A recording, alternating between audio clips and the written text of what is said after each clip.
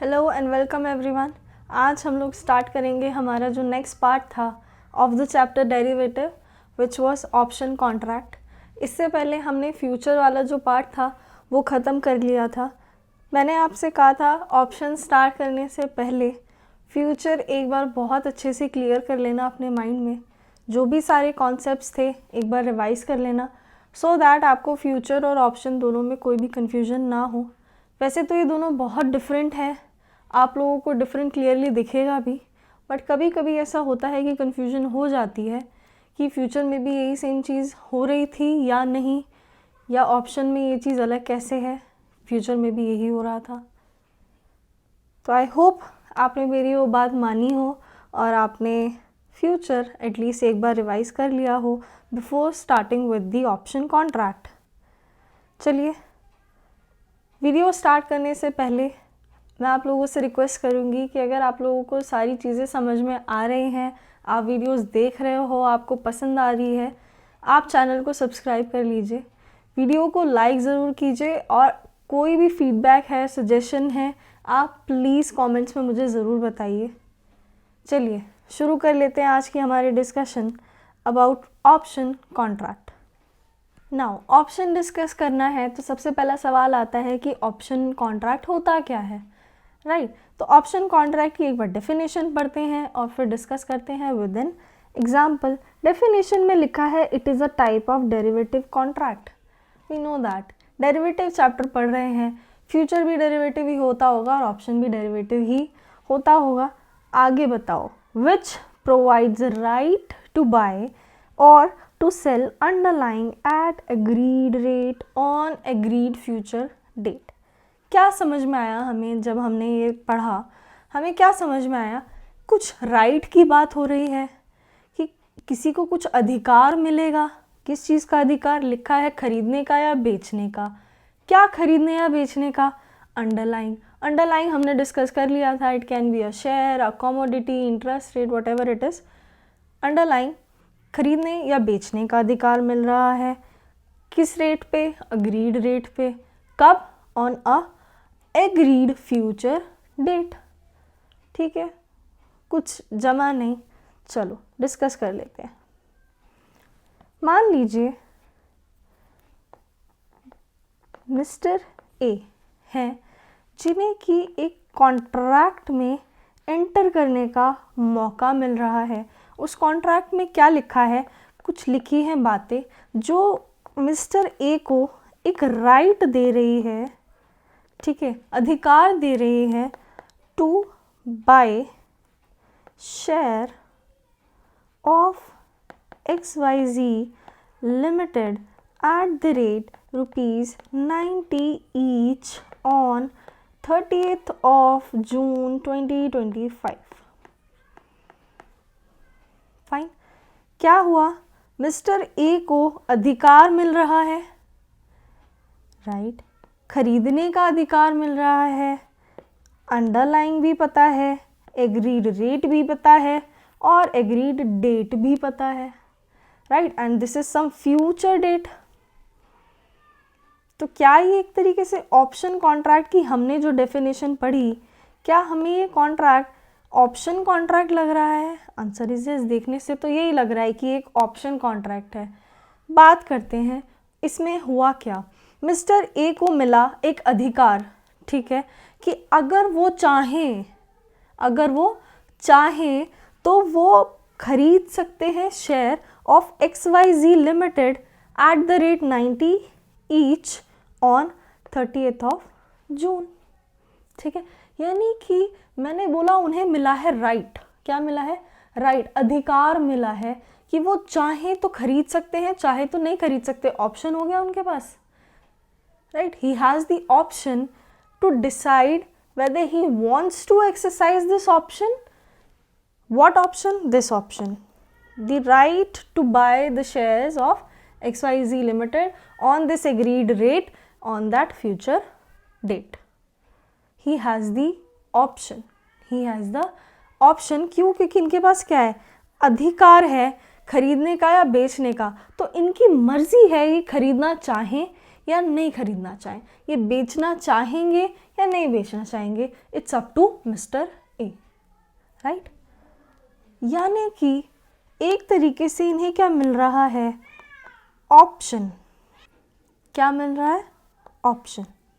क्या अब समझ में आया कि ऑप्शन कॉन्ट्रैक्ट मोटा मोटी क्या होता होगा, कि किसी पर्सन को राइट मिलता होगा कि वो खरीद सकता है या बेच सकता है, कुछ अंडरलाइन किस रेट आज ही फिक्स कर लेते होंगे, और डेट कौन सी होती होगी, कोई फ्यूचर डेट होती होगी, राइट। तो अभी के लिए ऑप्शन कॉन्ट्रैक्ट में हम इतना ही समझते हैं कि this option contract is providing someone with the right to buy और to sell the underline at an agree rate on some future date, right. चलिए बात कर लेते हैं। देखो किसी पर्सन को राइट मिल रहा है, जैसे मिस्टर ए को मिल रहा है राइट, ठीक है, इन्हें मिला अधिकार, ठीक है, कि आपकी मर्जी है, if you will be willing to purchase और to sell you can do that, right. यानी इन्हें तो मिला क्या, राइट। बट जिस पर्सन के साथ ये ऑप्शन कॉन्ट्रैक्ट में एंटर किया होगा, इन्होंने जिस पर्सन के साथ मिस्टर ए ने ऑप्शन कॉन्ट्रैक्ट में एंटर किया, मान लीजिए मिस्टर बी, ठीक है, मिस्टर बी के साथ मिस्टर ए ने इस ऑप्शन कॉन्ट्रैक्ट में एंटर किया था। Now if mister B is giving mister A the right, means mister B अधिकार दे रहे हैं अगर मिस्टर ए को कि आपकी मर्जी है, अगर आप खरीदना चाहें तो खरीदना, नहीं खरीदना आपको आप मत खरीदना, ठीक है। आपको बेचना है तो आप बेचना, अगर आपको नहीं बेचना तो आप मत बेचना, ठीक है। अधिकार दे रहे हैं किसको, मिस्टर ए को। पर अगर मिस्टर ए को एक्चुअली में बाय करना हुआ, या एक्चुअली में उन्होंने डिसाइड किया ऑन दैट फ्यूचर डेट, ठीक है मुझे तो सेल करना है, ठीक है। मान लीजिए यहाँ पे बाय और सेल आप अज्यूम करके चलो, क्योंकि डेफिनेशन में बाय एंड सेल दोनों की बात हो रही है, तो हम यहाँ पे कॉन्ट्रैक्ट भी ऐसे ही डिसाइड कर लो कि बाय सेल दोनों का एक ही बार में डिस्कस कर लेते हैं, ठीक है। तो मान लीजिए मिस्टर ए को एक्चुअली में बाय या सेल करना है, उन्होंने डिसाइड कर लिया ऑन दैट फ्यूचर डेट, तो मिस्टर बी की कुछ ऑब्लिगेशन तो होगी, ठीक है, कि अगर ये एक्चुअली में बाय करना चाहेंगे ऑन दैट फ्यूचर डेट, या अगर मिस्टर ए एक्चुअली में सेल करना चाहेंगे on that date, mister B को भी उनके साथ उस कॉन्ट्रैक्ट में पार्टिसिपेट करना पड़ेगा। यानी कि अगर ये खरीदना चाहेंगे तो मिस्टर बी को बेचना पड़ेगा, और अगर ये बेचना चाहेंगे तो मिस्टर बी को परचेस करना पड़ेगा, राइट। यानी कि with this right to mister A there comes an obligation for Mr. B to complete, right? मिल रहा है अधिकार मिस्टर ए को, तो मिस्टर बी की एक ऑब्लिगेशन है कि अगर वो एक्सरसाइज करेंगे ऑप्शन, यानी मिस्टर ए अगर एक्सरसाइज करेंगे इस ऑप्शन को, तो मिस्टर बी की ऑब्लिगेशन ये है कि उन्हें भी वो चीज़ जो वो अगर वो बाय करना चाहेंगे तो उन्हें भी वो सेल करनी ही पड़ेगी। Means Mr. B have no option, right? He has the obligation, he has to do it, right? चलिए, यानी कि बात कर लेते हैं, दो पार्टीज हो गई in this option contract. Parties को नाम दे देते हैं, एक है होल्डर, ठीक है, एक है राइटर। एक है holder of the option and second one is writer of the option. इस एग्जाम्पल में अगर हम बात करें, कौन लग रहा है holder of the option, option किसके पास था, ठीक है, वही होगा होल्डर। अगर हम बोल रहे हैं किसी बंदे को ही is the holder of the option, तो हम क्या बोलना चाहते हैं कि वो बंदा होल्ड कर रहा है ऑप्शन को। कौन कर रहा है यहाँ पे hold option, mister A. Mister B की तो क्या है, ऑब्लिगेशन है, मिस्टर बी की क्या है, ऑब्लिगेशन है। यानी कि होल्डर तो हमें दिख रहे हैं मिस्टर ए, तो मिस्टर बी कौन हुए, writer of the option, because ये जो राइट दिया है मिस्टर ए को, ये जो ऑप्शन कॉन्ट्रैक्ट मैंने कहा था कि कुछ बातें लिखी होंगी, ये किसने, ये ऑप्शन कॉन्ट्रैक्ट किसने बनाया होगा, मिस्टर बी ने, because he is giving the right to mister A, he will be able to purchase, he will be able to sell if he is willing to do so. Mr. B is the writer of the option and Mr. A is the holder of the option as he is holding that right that he will be able to exercise the option on the future date. Now if यानी कि हमारे example में mister A बने holder and mister B बने writer. बात कर लेते हैं होल्डर का मतलब क्या होता है. The buyer of the option, the buyer of the option यानी कि ये जो खरीदने का या बेचने का अधिकार अगर कोई पर्सन खरीद रहा है तो वो कौन होगा. बायर ऑफ द ऑप्शन यानी कि होल्डर ऑफ द ऑप्शन. और अगर कोई पर्सन कॉन्ट्रैक्ट में एंटर कर रहा है, अगर कोई पर्सन कॉन्ट्रैक्ट में एंटर कर रहा है कि सामने वाले पर्सन को वो अधिकार दे रहा है कि वो होगा एबल टू सेल और to purchase if he is willing, then he is the seller of the option. यानी ऑप्शन उसने बेच दिया सामने वाले को. नाउ सामने वाला will decide if he wants to purchase और not, right. He is the seller of the option यानी कि he has the obligation to sell और to buy and the buyer of the option has the right to buy और to sell. अगर ये buy करेगा तो he has the obligation to sell and अगर ये सेल करेगा the writer of the option has the obligation to buy. I hope आप लोगों को ये समझ में आया होगा. ऑप्शन कॉन्ट्रैक्ट क्या है, दो पार्टीज़ हैं, होल्डर कौन हुआ एंड राइटर कौन हुआ. नाउ सेकेंड टॉपिक कहता है there are two types of options. There are two types of options. The first one is call option, the second one is put option. क्या समझ में आया. डेफिनेशन पढ़ते हैं. लिखा है the right to holder of option to buy and underlying and put option में लिखा है right to holder of option to sell and underlying. यानी कि क्या कहना चाहता है, अगर मिस्टर ए को, एग्जाम्पल वो ऊपर वाला ही रखते हैं, mister A and mister B. Mister A is the holder of the option. क्यों?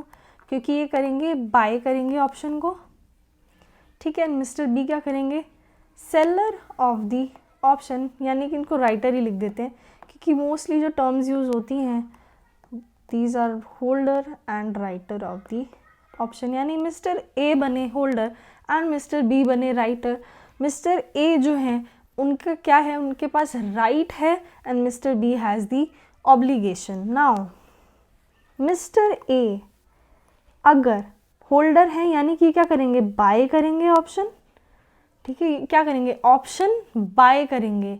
यानी कि जो वो ऑप्शन था ना कि उनका मन करेगा तो वो खरीदेंगे, उनका मन होगा तो वो बेचेंगे. कब होगा मन वो हम आगे डिस्कस कर लेंगे. और थोड़ा आप लोगों को ये चीज़ तो पता ही होगी, आप लोग खुद भी डिटरमाइन कर पाओगे कि वो कब खरीदेगा और कब बेचने के लिए तैयार होगा. तो अगर वो ऑप्शन खरीद रहे हैं, ठीक है, अगर वो ऑप्शन खरीद रहे हैं ऑफ परचेजिंग या बाइंग, कुछ भी बोल लो, ठीक है, बाइंग एंड अंडरलाइन, ठीक है. यानी कि अगर होल्डर परचेज कर रहा है, होल्डर है तो बाय तो करेगा ही, बट क्या बाय कर रहा है, खरीदने का अधिकार, द राइट टू बाय. अगर वो खरीद रहा है, क्या कर रहा है, होल्डर ऑफ द ऑप्शन है तो खरीदेगा ही वो कुछ ना कुछ. बट अगर वो खरीद रहा है, खरीदने का क्या अधिकार, अगर वो खरीद रहा है क्या, खरीदने का अधिकार, ठीक है. यानी कि वो क्या कहना चाहता है कि मिस्टर बी जो हैं वो मिस्टर ए को राइट दें. क्या दें, राइट दें that mister A will be able to buy, able to buy the share of XYZ at the rate ₹90 on some future date, right. यानी कि देखो मिस्टर ए क्या है, राइटर ऑफ द ऑप्शन है यानी कि सेलर है। मिस्टर ए क्या है, वो बायर है। क्या है, बायर है, यानी कि मिस्टर ए खरीदेंगे ही। मिस्टर ए क्या कर रहे हैं, खरीदेंगे। बट क्या खरीद रहे हैं, खरीदने का अधिकार खरीद रहे हैं। मतलब मिस्टर ए एक अधिकार खरीद रहे हैं कि अगर वो चाहेंगे तो फ्यूचर डेट पे इस प्राइस पे XYZ के शेयर खरीद लेंगे, अगर वो चाहेंगे तो। यानी उन्होंने क्या खरीदा, खरीदने का अधिकार खरीदा है। ठीक है, he has purchased the right to buy the underline. Now इसी एग्जाम्पल में अगर the buyer of the option खरीद ले the right to sell the share. ठीक है, मिस्टर ए हैं, खरीद रहे हैं अधिकार बेचने का। ठीक है, अधिकार खरीद रहे हैं बेचने का। अधिकार जो खरीद रहे हैं वो तो हुआ ऑप्शन, बट बेचेंगे क्या, शेयर। किस प्राइस पे, 90 पे। अगर इन्होंने कॉन्ट्रैक्ट किया है मिस्टर ए ने, अगर वो होल्डर है यानी वो परचेज करेंगे। पर परचेज क्या करेंगे, ऑप्शन। ऑप्शन कौन सा ले रहे हैं वो, अगर वो ऑप्शन ले रहे हैं कि वो एबल होने चाहिए to sell the share on some future date at an agreed price, तो वो क्या होगा, पुट ऑप्शन। क्या बनेगा, पुट ऑप्शन। पुट यानी कि बेचने का अधिकार खरीदना, बेचने का अधिकार खरीदेंगे। खरीदेंगे कौन, mister A, because he is the holder of the option. And put option को बेचेगा कौन, यानी सेल कौन करेगा put option, mister B, because he is the writer of the option, यानी कि सेलर कौन है, मिस्टर बी। सिमिलरली हमारा जो फर्स्ट एग्जाम्पल था वो बना था हमारा कॉल ऑप्शन। क्यों, क्योंकि उसमें खरीदने का अधिकार खरीदा गया था या फिर खरीदने का अधिकार बेचा गया था बाय मिस्टर बी। ठीक है, खरीदने का अधिकार खरीदा था मिस्टर ए ने, यानी कि परचेज करने का। कॉल क्यों लिखा है, खरीदने का जो अधिकार लिया है ना उन्होंने, खरीदने का अधिकार is call option. And put option is बेचने का अधिकार। ठीक है, the right to put, the right to sell and the right to buy. ठीक है, यानी कॉल ऑप्शन के साथ आता है right to buy. Call means खरीदना एंड पुट मतलब right to sell, right to sell. यानी कि मिस्टर ए ने खरीदने का अधिकार खरीदा था और मिस्टर बी ने खरीदने का अधिकार बेचा था टू मिस्टर ए। वो जो खरीदने का अधिकार था, उस खरीदने का अधिकार को क्या बोलते हैं, कॉल ऑप्शन। यानी कि मिस्टर ए अब खरीद पाएंगे और मिस्टर बी ने क्या किया, ऑब्लिगेशन ली है कि अगर वो खरीदना चाहेंगे मिस्टर ए तो मैं बेचूंगा। ठीक है, पुट ऑप्शन का मतलब अगर मिस्टर ए एक अधिकार खरीद रहे हैं कि वो बेच पाएँ। ठीक है, ऑप्शन तो उन्होंने खरीदना ही है ना, because he is the holder of the option. उन्हें क्या करना है, अधिकार खरीदना है, but that right will be of selling the share. ठीक है, ऑप्शन कॉन्ट्रैक्ट जो है वो तो उन्होंने बाय ही करना है, वो तो उन्होंने खरीदना ही है। ठीक है, अधिकार कैसे मिलेगा, जब वो खरीदेंगे। होल्डर ऑफ द ऑप्शन का मतलब क्या होगा, आपको ऑप्शन होल्ड करना है। ठीक है, ऑप्शन आपके पास होना चाहिए। ठीक है, ये जो खरीदने का अधिकार है, बेचने का अधिकार है, ये आपके पास होना चाहिए। ठीक है, आप कैसे होल्ड करोगे, जब आप बाय कर लोगे ऑप्शन को। ठीक है, जब आपके पास ऑप्शन होगा कि आप चाहो तो बेच पाओ, आप चाहो तो खरीद पाओ। अगर मिस्टर ए ले रहे हैं, परचेज कर रहे हैं द राइट टू सेल, मतलब क्या कर रहे हैं, बाय करना है right, but for selling the underlying. And mister B क्या कर रहे हैं, सेल कर रहे हैं द राइट। ठीक है, यानी सेल क्या करना है, राइट, बट टू सेल। ठीक है, द शेयर। किसको, मिस्टर ए को। उसको क्या बोलेंगे, put option. Means call option is the right to buy and put option is the right to sell. यही बात यहाँ पे लिखी है, एक बार पढ़ लेंगे। Call option is the right to holder of option to buy an underlying, यानी कि हम उसे राइट दे रहे हैं कि अगर वो चाहे तो वो खरीद सकता है। क्या? शेयर।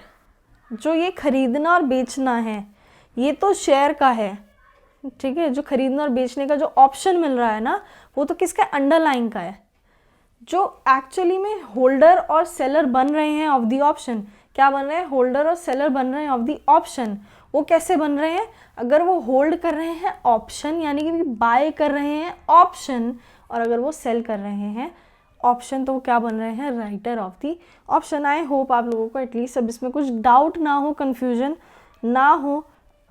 देख लो, put option is right to the holder of option to sell an underline, and opposite है for writer of the option because he has the obligation to sell, and in the put option the writer of the option has the obligation to buy. Now इसके अंदर मैंने कुछ और topics भी लिखे हैं जो मुझे डिस्कस करने हैं आपसे। अगर आपको समझ में आ गया कि कॉल ऑप्शन क्या होता है, पुट ऑप्शन क्या होता है, तो हमें पता होना चाहिए कि अगर हम कॉल ऑप्शन खरीदना चाहें, या आज मैं राइटर बनना चाहती हूँ ऑफ द सेल ऑप्शन, ठीक है, मैं राइटर बनना चाहती हूँ ऑफ द पुट ऑप्शन, या मैं होल्ड करना चाहती हूँ option, I want to be the holder of the option, the call option और द पुट ऑप्शन, तो क्या इन्वेस्टमेंट की रिक्वायरमेंट है? मतलब क्या चीज़ इन्वेस्ट करनी है, ठीक, कितने पैसे इन्वेस्ट करने पड़ेंगे, ठीक है, क्योंकि एक्चुअली में हमें नहीं पता कि वो बंदा एक्सरसाइज करेगा इस राइट को या नहीं, ठीक है, हमें नहीं पता कि वो पर्सन जो सामने वाला है वो एक्सरसाइज करेगा इस राइट को या नहीं, हमें कुछ नहीं पता। उसको तो ऑप्शन दिया है ना हमने, ठीक है, उसको क्या दिया है? ऑप्शन दिया है कि वो चाहे तो बेच सकता है, चाहे तो खरीद सकता है, वो उसकी मर्जी है, और वो मना भी कर सकता है कि नहीं चाहिए, ठीक है, लाप्स भी होता है ऑप्शन, ठीक है, मतलब वो मना भी कर सकता है। जैसे अगर उसने खरीदने का अधिकार खरीदा और उस फ्यूचर डेट पे उसका मन नहीं है खरीदने का, ठीक है, उसे ऐसा लगता है कि मुझे मार्केट में इससे सस्ता मिल रहा है, मैं क्यों खरीदूँ इस ऑप्शन कॉन्ट्रैक्ट के अंडर, तो वो चाहे तो वो कैंसिल भी कर सकता है, यानी लैप्स कर जाएगा ऑप्शन, ठीक है, वो एक्सरसाइज ना करे तो भी चलेगा, ठीक है। तो हमें तो नहीं पता, तो क्या इन्वेस्टमेंट की क्या रिक्वायरमेंट है, क्या इन्वेस्ट करें? जैसे मार्जिन रिक्वायरमेंट थी ना, उसमें फ्यूचर में हमें पढ़ा था मार्जिन रिक्वायरमेंट होती है, क्योंकि हमें नहीं पता कि आप शो अप करोगे या नहीं on that date for like exercising that future contract, हमें इसमें भी नहीं पता। तो इन्वेस्टमेंट की क्या रिक्वायरमेंट है, अब हम डिस्कस कर लेते हैं। देखिए, अगर आप बाय करना चाहें ऑप्शन, ठीक है, बाय करना है ऑप्शन, अब बाय तो दोनों में से कुछ भी कर सकते हो, इतना तो आपको क्लियर हो गया, या तो आप खरीदने का अधिकार खरीदेंगे या बेचने का अधिकार खरीदेंगे, ठीक है। ये जो बात हो रही है बाय ऑप्शन, दिस इज जो हम अधिकार खरीद रहे हैं उसके बारे में बात हो रही है, जो हम अधिकार खरीद रहे हैं उसके बारे में बात हो रही है। ये कॉल और पुट क्या है कि हम किस चीज़ का अधिकार खरीद रहे हैं, खरीदने का अधिकार ले रहे हैं या बेचने का अधिकार ले रहे हैं। बट हम क्या कर रहे हैं, बेसिकली हम कर रहे हैं बाय ऑप्शन, चाहे वो कॉल हो चाहे वो पुट हो, हमें क्या देना पड़ता है? प्रीमियम अमाउंट, ठीक है। अगर आप एक छोटी सी बात सोचो, अगर आपको कोई पर्सन एक ऑप्शन दे रहा है कि तेरी मर्जी है भाई, तू बेचना चाहे तो बेचना, तुझे नहीं बेचना तो तू मत बेचना, या फिर खरीदने का दे दे राइट आपको कि तेरा मन होगा उस टाइम पे कि मार्केट में नहीं मिल रहा इससे सस्ता, तो तू मेरे से खरीदना, मैं तुझे बेचूंगा सस्ते में, ठीक है। या फिर अगर मार्केट में तुझे सस्ते में मिल रहा होगा तो तू मत खरीदना। तो मतलब कितनी प्रॉफिटेबल पोजीशन वो आपको दे रहा है, ठीक है, कि अगर आपको प्रॉफिट लगे तो आप खरीदना और आपको प्रॉफिट नहीं लगे तो आप मत खरीदना। इतना अनकंडीशनली तो आपको कोई कुछ नहीं देगा, ठीक है, इतना प्रॉफिटेबल पोजीशन तो आपको कोई नहीं देगा। तो वो क्या डिमांड करता है आपसे? प्रीमियम अमाउंट, ठीक है। यानी कि बाय ऑप्शन या कॉल ऑप्शन जो भी हम बाय करेंगे, कॉल ऑप्शन और पुट, यानी कि कॉल ऑप्शन या पुट ऑप्शन जो भी हम बाय करेंगे उसमें क्या होता है? प्रीमियम का अमाउंट मेंशन किया होता है, ठीक है, प्रीमियम का अमाउंट मेंशन किया होता है। बायर को वो अमाउंट पे करना पड़ता है to the writer of the option, ठीक है। क्या पे करना पड़ता है? प्रीमियम पे करना पड़ता है, क्योंकि वो आपको एक बहुत ही प्रॉफिटेबल पोजीशन दे रहा है कि तेरी मर्जी है, तू खरीदना चाहे तो खरीदना, नहीं खरीदना तो मत खरीदना। यानी कि तुम्हें प्रॉफिटेबल लगेगा तो ही तुम खरीदोगे ना, वरना क्यों खरीदोगे।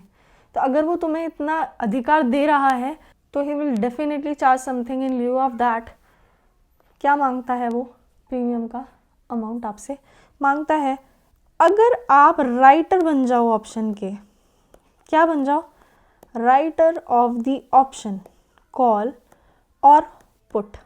ठीक है, अब आप बोलोगे एक तो ये बंदा ऑब्लिगेशन ले रहा है अपने ऊपर, क्या ले रहा है, ऑब्लिगेशन ले रहा है कि वो खरीदेगा सामने वाला बंदा तो ये इसको बेचना ही पड़ेगा, इसको तो कोई अधिकार मिल नहीं रहा तो ये क्यों पैसे लगाए।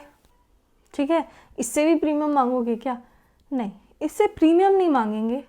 बट जैसे फ्यूचर कॉन्ट्रैक्ट में था ना कि हम दोनों ही बंदों का कोई भरोसा नहीं था कि वो आएंगे या नहीं आएंगे इस कॉन्ट्रैक्ट को एग्जीक्यूट कराने, और जिसका फ़ायदा हो रहा होगा, जिसके लिए फेवरेबल पोजीशन होगी, वो बंदा आएगा तो एक्सचेंज कहाँ से लाएगा पैसे उसको देने के लिए, कहाँ पकड़ेगा दूसरे बंदे को।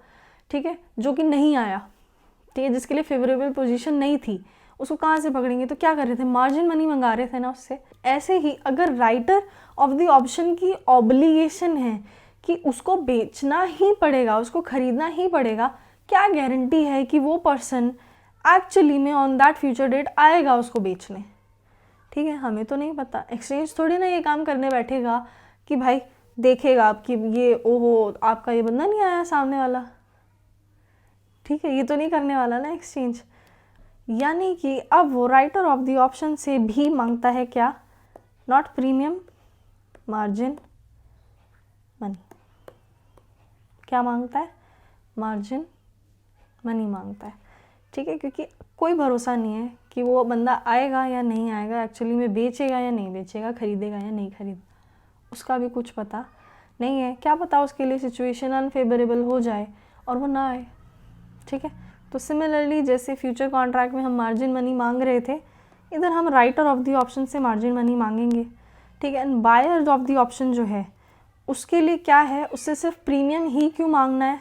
अब आप बोलोगे जो बायर ऑफ द ऑप्शन है उससे प्रीमियम तो चार्ज कर ही रहे हो, क्यों, क्योंकि उसको राइट मिल रहा है। ठीक है, लेकिन उससे भी आप मार्जिन मनी भी लो ना, क्या पता वो भी ना आए।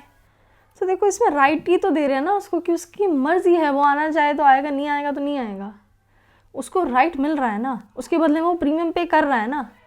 अगर उसको बाय करना होगा, यानी कि मान लीजिए उसने कॉल ऑप्शन बाय किया था, ठीक है, यानी खरीदने का अधिकार खरीदा था, उसे एक्चुअली में बाय करना है ऑन दैट डेट, तो उसे पैसे देने ही पड़ेंगे ना। फिर भी बिना पैसे दिए तो वो नहीं बाय कर पाएगा। ठीक है, और अगर वो उस ऑप्शन को लैप्स कराना चाहेगा तो उसे वैसे ही पैसे नहीं देने, प्रीमियम वो पहले ही दे चुका है इस राइट के बदले, कि उसका मन है वो नहीं खरीदना चाहेगा तो नहीं खरीदेगा, इसके लिए पैसे दे चुका ना वो। सिमिलरली अगर हम पुट ऑप्शन की बात करें तो पुट ऑप्शन में क्या होगा, पैसे किसको देने हैं, अगर वो सेल करेंगे, ठीक है, सेल करने का राइट मिला है उन्हें, तो अगर वो उस दिन सेल करना चाहें तो वो सेल करेंगे किसको, मिस्टर बी को, तो पैसे कौन पे करेगा, मिस्टर बी। ठीक है, और अगर वो सेल ना करना चाहें तो पैसे की कोई बात ही नहीं आती। यानी कि बाय करने के जो केस है, जो बायर ऑफ द ऑप्शन है, जो होल्डर ऑफ द ऑप्शन है, उन्हें एक्चुअली में एज सच उनके गायब होने से हमें कोई फ़र्क नहीं पड़ेगा, इसलिए उनसे मार्जिन मनी हम नहीं मंगाते। हम उनसे क्या मंगाते हैं, सिर्फ प्रीमियम का अमाउंट। क्यों, क्योंकि उन्हें मिल रहा है राइट टू सेल और टू परचेज, राइट। और जो राइटर ऑफ द ऑप्शन है उनके गायब होने से फ़र्क पड़ता है, इसलिए उनसे हम क्या मंगवा रहे हैं, मार्जिन मनी मंगवा रहे हैं। चलिए, इसके अलावा क्या लिखा था मैंने, नेक्स्ट टॉपिक लिखा था मैंने, relationship between price and premium. ठीक है, ये जो मैंने लिखा कि प्रीमियम पे करना पड़ेगा किसको, the buyer of the option को। तो प्रीमियम का रिलेशन क्या है प्राइस से, प्राइस किस चीज़ का, अंडरलाइन के प्राइस का, और प्रीमियम का आपस में क्या लेना देना है। बात कर लेते हैं, मान लीजिए प्राइस है ऑफ द अंडरलाइन के बारे में बात हो रही है, और किस बारे में बात हो रही है, प्रीमियम। इन दोनों का रिलेशन के बारे में हम लोग बात कर रहे थे। प्रीमियम किस किस चीज़ का हो सकता है, एक कॉल ऑप्शन का प्रीमियम होता है और एक पुट ऑप्शन का भी प्रीमियम होता है। ऑप्शन, अगर एक ऑप्शन पर्सन परचेज कर रहा है तो उसको क्या मिलेगा, राइट मिलेगा, उसको प्रीमियम पे करना पड़ेगा दोनों ही केसेस में, कि दोनों ही केस में उसे क्या मिल रहा है, राइट मिल रहा है, या तो खरीदने का या बेचने का। ठीक है, रिलेशनशिप किसके बीच में है, प्राइस एंड प्रीमियम के बीच में। ठीक है, प्रीमियम किस किस केस में पे करना पड़ सकता है, प्रीमियम पे करना पड़ सकता है एक तो कॉल के केस में और एक पुट ऑप्शन के केस में। ठीक है, क्योंकि दोनों ही केस में क्या हो रहा है, उसको क्या मिल रहा है, अधिकार मिल रहा है या तो खरीदने का या फिर बेचने का। ठीक है। अब उसे राइट मिल रहा है तो क्या करना पड़ेगा, उसे प्रीमियम पे करना पड़ेगा। अब बात करनी है हमें कि उस प्राइस और उस प्रीमियम के बीच में क्या रिलेशन है। मान लीजिए अंडरलाइंग है कोई शेयर, अब ये जो अंडरलाइंग का प्राइस है, जो टाटा मोटर्स का प्राइस है, वो जा रहा है ऊपर, ठीक है। क्या हो गया, प्राइस बढ़ गया। अगर प्राइस बढ़ गया, ठीक है, और आपको फिर भी कॉल ऑप्शन मिल रहा है, ठीक है, मान लीजिए कॉल ऑप्शन आपको मिल रहा है 90 में और एक पुट ऑप्शन आपको मिल रहा है 150 में। चलिए इसको 150 कर देते हैं, ठीक है, 150 में, ठीक है। यानी कि आपका स्ट्राइक प्राइस बोलते हैं इसे, वैसे स्ट्राइक प्राइस क्या है मैं आगे डिस्कस कर लूँगी। कॉल ऑप्शन में जब आपको 90 रुपीज़ में, ठीक है, खरीदने का अधिकार दे रहे हैं, तो ये 90 रुपीज़ में खरीदने को क्या बोलेंगे, 90 रुपीज़ क्या है, स्ट्राइक प्राइस है, which will be denoted by the alphabet के। ओके, क्या है, खरीदने का अधिकार आपको बेचा गया है एट ₹90, यानी कि you will be able to purchase the share at ₹90, ठीक है। प्रीमियम का अमाउंट क्या होगा वो हम आगे डिस्कस करेंगे। 90 प्रीमियम का अमाउंट नहीं है, 90 शेयर का अमाउंट है, शेयर का प्राइस है। वो जो एग्रीड प्राइस नहीं लिखा ऑप्शन कॉन्ट्रैक्ट में कि एग्रीड प्राइस पे हम खरीद पाएंगे या बेच पाएंगे, वो जो एग्रीड प्राइस था उसको हम क्या बोलते हैं, स्ट्राइक प्राइस बोलते हैं, which is 90 in this case and 115 this put option वाला केस, we denoted by the alphabet K. चलिए, हमें ऐसा लगता है कि प्राइस चला गया ऊपर, ठीक है, प्राइस चला गया ऊपर और प्राइस एक्चुअली में था, मान लीजिए 95 प्राइस था, ठीक है। प्राइस बढ़ के हो गया है 100, बढ़ के कितना हो गया 100, इन दिस केस कितना हो गया, प्राइस बढ़ के हो गया 100। यानी कि अगर कॉल ऑप्शन दिया जाए, अभी भी आपको ऑप्शन मिल रहा है, यानी कि प्राइस तो उसका बढ़ रहा है, अंडरलाइन का प्राइस क्या हो रहा है, बढ़ रहा है, लेकिन फिर भी मुझे अधिकार मिल रहा है कि मैं 90 में खरीद सकता हूँ, ठीक है। यानी मिस्टर ए क्या सोचेंगे कि मुझे अभी भी अधिकार मिल रहा है कि मैं 90 में खरीद सकता हूँ, जबकि प्राइस जो है वो बढ़ के 100 हो चुका, ठीक है। तो कॉल ऑप्शन का जो प्रीमियम है क्या वो बढ़ेगा, आंसर इज यस। यानी कि अगर प्राइस अंडरलाइन का बढ़ता है तो कॉल ऑप्शन का जो प्रीमियम है वो भी बढ़ता है, ठीक है। यही अगर हम बात करें पुट ऑप्शन की, ठीक है, हमें दिख रहा है अंडरलाइन का प्राइस बढ़ते हुए, अंडरलाइन का प्राइस बढ़ते हुए हमें दिख रहा है, फिर भी आपको एक अधिकार दिया जा रहा है कि आप 150 में बेच देना, ठीक है। मान लीजिए आज प्राइस है 120, हमें अधिकार मिला था कि मैं 150 में बेच सकता हूँ, बट प्राइस ऑलरेडी बढ़ के 155 हो चुका है, ठीक है, या 140 हो चुका है, और मुझे ऐसा लगता है कि आगे आने वाले टाइम में 150 से भी ज़्यादा हो जाएगा, हो सकता है ना 150 से भी ज़्यादा हो जाए प्राइस, ठीक है। तो फिर तो ऑप्शन एक्सरसाइज आप नहीं करेंगे, फिर आप क्या करेंगे, मार्केट में ही बेचना पसंद करेंगे, ठीक है। यानी कि अगर प्राइस बढ़ता हुआ दिख रहा है तो जो पुट ऑप्शन है, यानी जो बेचने का अधिकार है, उसके एक्सरसाइज होने के चांसेस कम हो जाते हैं, तो उसका प्रीमियम भी वो पर्सन क्या है, कम ही देना पसंद करेगा। तो पुट ऑप्शन का जो प्रीमियम है वो मूव डाउन करेगा। तो जो पुट ऑप्शन का जो प्रीमियम है वो क्या करेगा, इट विल मूव डाउन, ठीक है, वो क्या हो जाएगा, कम हो जाएगा।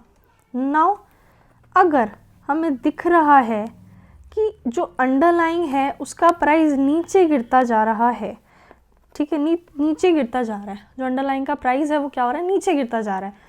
तो जो अगर किसी पर्सन को मैंने खरीदने का अधिकार दे दिया, पहले 90 रुपीज़ में खरीदने का अधिकार दे दिया, अब वो शेयर का प्राइस गिरे जा रहा है, गिरे जा रहा है, गिरे जा रहा है, ठीक है। तो एक तरीके से आप समझने की कोशिश करो कि वो जो सामने वाला पर्सन है, he will be able to purchase that share from the market even at the price which is lower than this price, this strike price, right?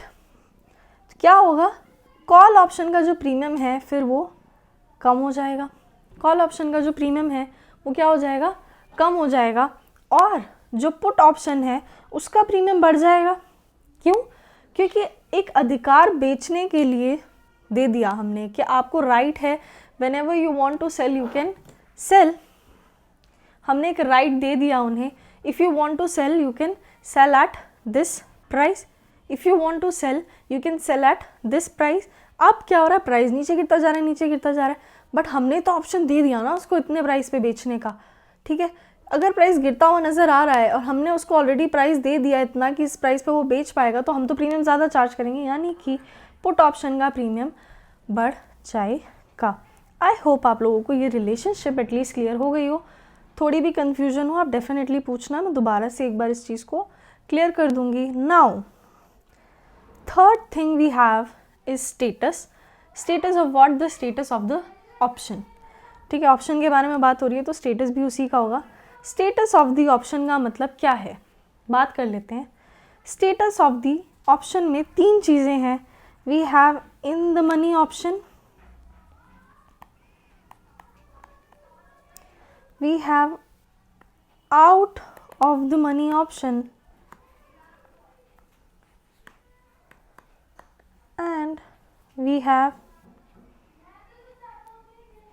at the money option। बात कर लेते हैं किस बारे में बात हो रही है। देखिए, इन द मनी ऑप्शन का मतलब क्या है, एट द मनी ऑप्शन का मतलब क्या है, out of the money option का मतलब क्या है, बात करते हैं। मान लीजिए आज आपको एक कॉल ऑप्शन मिल रहा है, ठीक है। क्या मिल रहा है? कॉल ऑप्शन मिल रहा है। उस कॉल ऑप्शन में आपको राइट दिया गया है that you can purchase this share at ₹90, और उस शेयर का प्राइस आज जो स्पॉट प्राइस है वो मार्केट में चल रहा है ₹100, ठीक है, ₹100।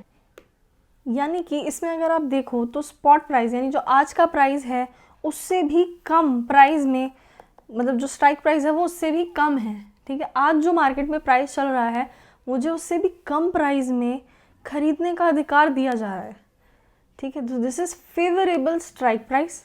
फेवरेबल ही लग रहा है अभी तो, क्यों? क्योंकि आज जो प्राइस चल रहा है उससे भी कम प्राइस में मुझे खरीदने का अधिकार मिल रहा है। तो ये क्या बन गया हमारे लिए? इन द मनी ऑप्शन, यानी कि कॉल ऑप्शन है अगर, और उसमें स्ट्राइक प्राइस जो है वो कम है स्पॉट प्राइस से भी, तो क्या है ये? इन द मनी ऑप्शन। यहीं पे अगर अपोजिट हो जाता, क्या हो जाता? अपोजिट हो जाता, यानी कि आज प्राइस चल रहा है 90 इन द मार्केट, और मुझे आज भी जो ऑप्शन दिया जा रहा है ना वो खरीदने का ऑप्शन दिया जा रहा है 100 में। भले ही वो एक फ्यूचर डेट के बारे में बात कर रहा है, हो सकता है कि प्राइस बढ़ जाए, लेकिन फिर भी आज का जो प्राइस है ना, आज मैं 90 में ख़रीद सकता हूँ, मुझे उससे ज़्यादा प्राइस में ऑप्शन दिया जा रहा है कि मैं ख़रीद पाऊँगा आगे जाके, ठीक है। तो ये तो मुझे इतना फेवरेबल नहीं लगेगा, ठीक है। ये स्ट्राइक प्राइस तो मुझे इतना फेवरेबल नहीं लगेगा, क्योंकि आज के प्राइस से तो कुछ ज़्यादा ही प्राइस पे करने के लिए कहा जा रहा है। तो ये बन गया हमारे लिए क्या? Out of the money option, यानी कि जहाँ पे स्ट्राइक प्राइस ज़्यादा है किससे? स्पॉट प्राइस से। और अगर ये दोनों इक्वल हो जाएं, यानी कि आज का जो स्पॉट प्राइस है उतने पे ही मुझे बोला जा रहा है कि आप आगे भी परचेज कभी कर पाएंगे, यू हैव द ऑप्शन, क्या क्या बन जाएगा वो? Eight the money option. And इसका अपोजिट अगर हम देख लें फॉर द पुट ऑप्शन, क्या होगा? देखिए, अगर मुझे मिल जाए पुट ऑप्शन जिसमें कि मुझे स्ट्राइक प्राइस बोला है 100 एंड स्पॉट प्राइस है 90, स्पॉट प्राइस है 90, यानी कि आज जितने में मार्केट में बिक रहा है ना उससे तो ज़्यादा में ही वो मुझे कह रहा है बेचने का मुझे ऑप्शन मिल रहा है। भले ही वो फ्यूचर डेट पे एक्सरसाइज होगा, बट ऐसा भी तो हो सकता है कि शेयर का प्राइस गिर जाए, ठीक है। तो क्या है? स्पॉट प्राइस जो चल रहा है उससे भी ज़्यादा प्राइस में मुझे ऑप्शन मिल रहा है बेचने का ऑन दैट फ्यूचर डेट। तो मुझे क्या लग रहा है, ये प्राइस थोड़ा फेवरेबल लगेगा या नहीं? ये स्ट्राइक प्राइस थोड़ा फेवरेबल लगेगा। तो ये क्या होगा हमारे लिए? इन द मनी ऑप्शन, जहाँ पे कि स्ट्राइक प्राइस ज़्यादा है किससे? स्पॉट प्राइस से। अगर इसका अपोजिट हो जाता तो क्या होगा? देखो, स्पॉट प्राइस बन जाएगा हमारे लिए 100 एंड स्ट्राइक प्राइस हमारे लिए बन जाएगा 90। तो क्या होगा? देखो, यानी कि आज मार्केट में अगर मैं बेचने जाऊं तो वो 100 में बिक रहा है, लेकिन मुझे जो ऑप्शन मिल रहा है वो क्या मिल रहा है कि स्ट्राइक प्राइस क्या रहेगा?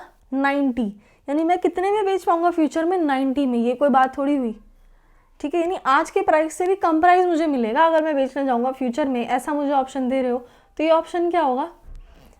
ये ऑप्शन होगा हमारे लिए out of the money option, क्योंकि ये थोड़ा सा अनफेवरेबल लग रहा होगा। अगर ये दोनों बराबर हो जाएं तो ये क्या हो जाएगा? Eight the money option. क्या हो जाएगा? एट द मनी ऑप्शन हो जाएगा। ठीक है, अब आप समझने की कोशिश करना। अगर मैं आपसे एक सवाल पूछूं जो कि एमसीक्यू में पूछा गया है कि इन the money option, out of the money option और एट द मनी ऑप्शन में से किस ऑप्शन का प्रीमियम ज़्यादा होगा, या फिर किस ऑप्शन का प्रीमियम कम होगा। ठीक है, यानी कि अगर मुझे एक इन द मनी ऑप्शन मिल रहा है और एक out of the money option मिल रहा है, एक एट द मनी ऑप्शन मिल रहा है, इन तीनों में से सबसे ज़्यादा प्रीमियम किस ऑप्शन में मुझे पे करना पड़ रहा होगा, या सबसे ज़्यादा कम प्रीमियम किस वाले जो ऑप्शन है उसमें से पे करना पड़ रहा होगा, इन तीनों में से सोचना और मुझे बताना। ठीक है, पॉज करो, सोचो, फिर मैं बताती हूँ। आप लोग देखना आप कितने ठीक थे या कितने नहीं। अपना थोड़ा सा दिमाग लगाओ, प्रोसेस करो चीज़ों को और सोचो कि किस में प्रीमियम ज़्यादा मांगा जा रहा होगा और किस में प्रीमियम कम मांगा जा रहा होगा। चलिए बात कर लेते हैं।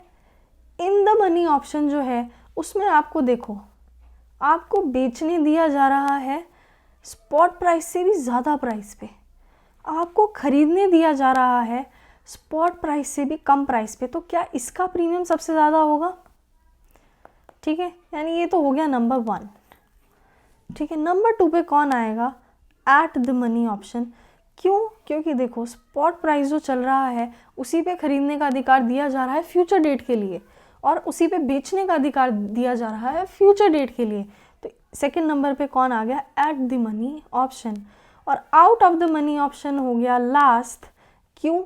देखो स्पॉट प्राइस से भी ज़्यादा प्राइस हमें क्या करना पड़ेगा? पे करना पड़ेगा on the future date for purchasing, and spot price से भी कम प्राइस हमें मिलेगा for selling in the future. ठीक है, तो हम इसके लिए प्रीमियम क्या करेंगे? कम ही पे करना चाहेंगे, because this strike price seems unfavourable to us. Now the next topic is European option and the American option. बात कर लेते हैं। ये जो ऑप्शन कॉन्ट्रैक्ट के बारे में हमने पढ़ा, ये 2 तरीके के होते हैं।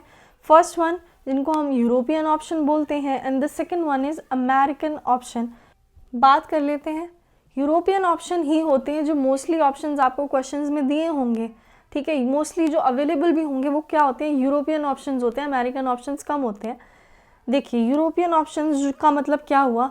ऐसा ऑप्शन कॉन्ट्रैक्ट जो कि एक्सरसाइज आप कर पाएंगे only on the expiry date. ठीक है, यानी कि आप एक्सपायरी डेट से पहले इस ऑप्शन को एक्सरसाइज नहीं कर सकते। आप क्या नहीं कर सकते? एक्सपायरी डेट से पहले इस ऑप्शन को आप एक्सरसाइज नहीं कर सकते। यानी कि अमेरिकन ऑप्शन में कुछ ऐसा ऑप्शन होता होगा कि हम जो हमारा जो ऑप्शन कॉन्ट्रैक्ट है इसको हम एक्सरसाइज कर पाते होंगे during the life of the contract, यानी इन बिटवीन भी, मतलब एक्सपायरी डेट से पहले भी हम कभी भी जब हमारा मन चाहे हम अमेरिकन ऑप्शन में ऑप्शन को एक्सरसाइज कर सकते हैं। ज़्यादातर ऑप्शंस यूरोपियन ऑप्शंस ही होंगे। कुछ जो क्वेश्चंस हैं उसमें स्पेसिफिकली आपको मेंशन करके दिया होगा कि अमेरिकन ऑप्शन है, कुछ नहीं दिया, आपने उसे यूरोपियन ऑप्शन ही मान के चलना है। You have to assume that you will be able to exercise that option only on the expiry date and not before that. चलिए नेक्स्ट बात आई है square of the option which is exiting. बात करी थी हमने पहले भी। फ्यूचर में जैसा था सेम यहाँ पे भी है। बाय पोजीशन है अगर आपकी, आपने खरीदने का अधिकार खरीदा हुआ है, अगर आप एग्जिट करना चाहते हो तो यही खरीदने का अधिकार आप बेच दो, हो गए एग्जिट, सेल कर दो। सेम कॉल ऑप्शन ऑन और बिफोर एक्सपायरी डेट। ये सेम का मतलब मैंने आपको फ्यूचर वाला जो पार्ट था उसमें भी बताया था। इस सेम का मतलब क्या बोला था मैंने वहाँ पे? Same underlying, same expiry date. इसमें एक चीज़ और सेम होनी चाहिए विच इज़ स्ट्राइक प्राइस। ठीक है, क्योंकि ऑप्शन कॉन्ट्रैक्ट में एक स्ट्राइक प्राइस भी होता है। चलिए, अगर आपने बेचने का अधिकार खरीदा था, बाय पुट ऑप्शन का मतलब क्या हुआ, you have purchase the right to sell, तो आप क्या कर दीजिए, सेम सेल कर दीजिए। ठीक है, सेम जो आपका पुट ऑप्शन था उसे आप सेल कर दीजिए। कब करना है, सेल कर दीजिए। कब करना है, ऑन और before the expiry date. Similarly with the right call option, if you have the existing position as the writer of the call option, तो आप क्या कीजिए, बाय कर लीजिए सेम कॉल ऑप्शन। ठीक है, अगर आपने राइट किया है पुट ऑप्शन तो आप बाय कर लीजिए सेम पुट ऑप्शन ऑन और before the expiry date. The next part is intrinsic value and the time value of money. बात किसके रिगार्ड में करनी है, ऑप्शंस के रिगार्ड में बात करते हैं। देखिए, वैसे तो इंट्रिंसिक वैल्यू का मतलब होता है फेयर वैल्यू। ठीक है, इंट्रिंसिक वैल्यू का मतलब क्या होता है, फेयर वैल्यू। बट ऑप्शन के केस में इंट्रिंसिक वैल्यू का मतलब क्या है, देखिए मान लीजिए आपके पास कोई कॉल ऑप्शन है, ठीक है, कोई कॉल ऑप्शन है जिसमें कि आपको एक स्पॉट प्राइस पता होगा जो आज प्राइस चल रहा है, स्ट्राइक प्राइस भी पता होगा। ठीक है, स्पॉट प्राइस भी पता होगा और स्ट्राइक प्राइस भी आप लोगों को पता होगा। मान लीजिए स्पॉट प्राइस है 100 एंड स्ट्राइक प्राइस है 90, यानी कि ऑलरेडी आपको क्या ये इन द मनी ऑप्शन दिख रहा है। ठीक है, ये क्या है, अपसाइड डिफरेंस है ऑफ ₹10। इस 10 को क्या बोलेंगे हम, इंट्रिंसिक वैल्यू। क्या बोलेंगे, इंट्रिंसिक वैल्यू। क्यों, क्योंकि 10 रुपये का फ़ायदा तो अभी दिख रहा है मुझे, 10 रुपये का फ़ायदा तो अभी दिख रहा है। क्यों, स्पॉट प्राइस चल रहा है 100 और मेरे पास ऑलरेडी एक अधिकार है जिसमें कि I will be able to purchase it at ₹90, यानी कि यहाँ पे 10 रुपये क्या हो गई, intrinsic value of this call option. Similarly अगर यही एक पुट ऑप्शन होता, क्या होता, यही एक पुट ऑप्शन होता जिसमें कि स्पॉट प्राइस चल रहा है 100 और क्या चल रहा है, स्ट्राइक प्राइस चल रहा है 90, तो क्या मुझे इसमें कुछ फ़ायदा दिख रहा है, क्या मुझे इसमें कोई फ़ायदा दिख रहा है, मतलब कि स्पॉट प्राइस चल रहा है 100 और मैं बेचने का अधिकार मुझे मिला हुआ है 90 में, लॉस ही दिख रहा है ना। यानी कि इस पुट ऑप्शन की इंट्रिंसिक वैल्यू क्या होगी, निल।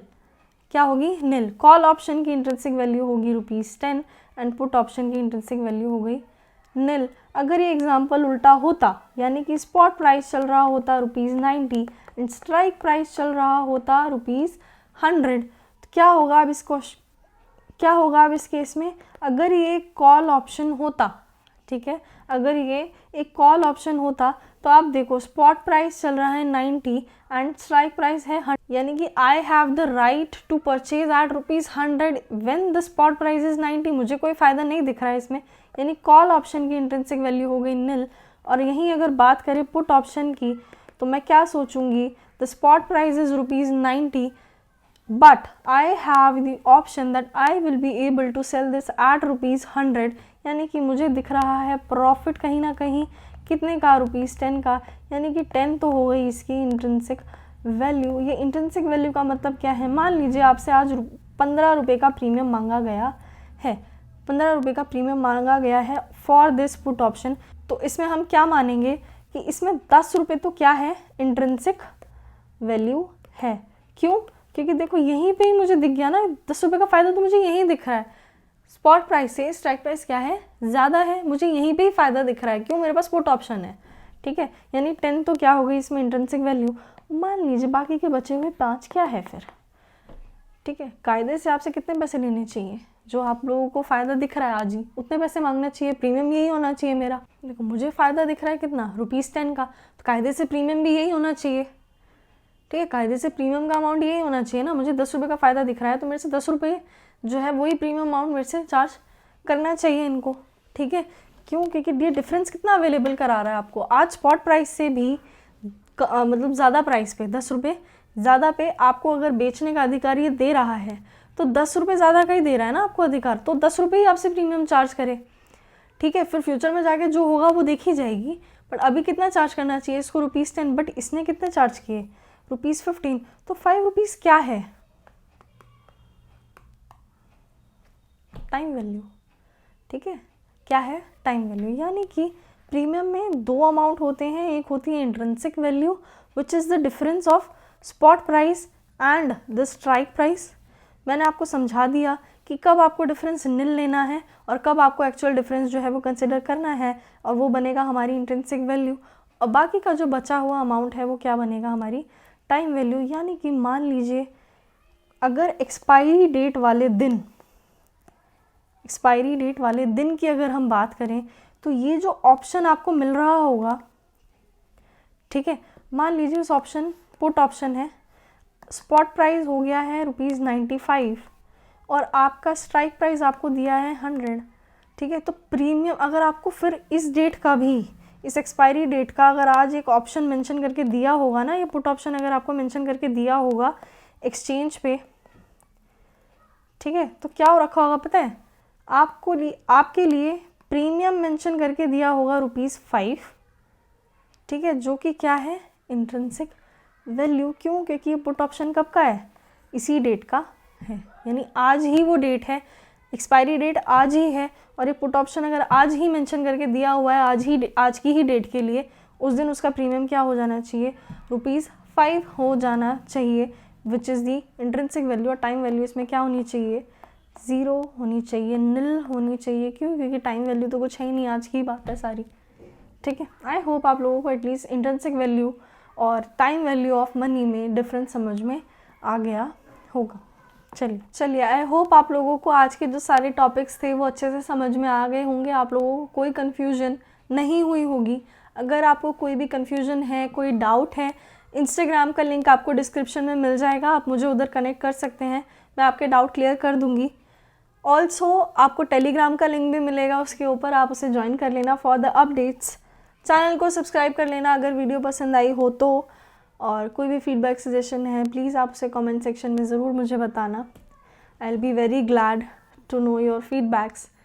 चलिए आज के लिए इतना ही, कल हम कंटिन्यू करेंगे। लास्ट पार्ट में भी होगा वो हमारे इस कॉन्सेप्ट वीडियो का फॉर द चैप्टर डेरिवेटिव्स। तब तक के लिए गुड बाय, टेक केयर।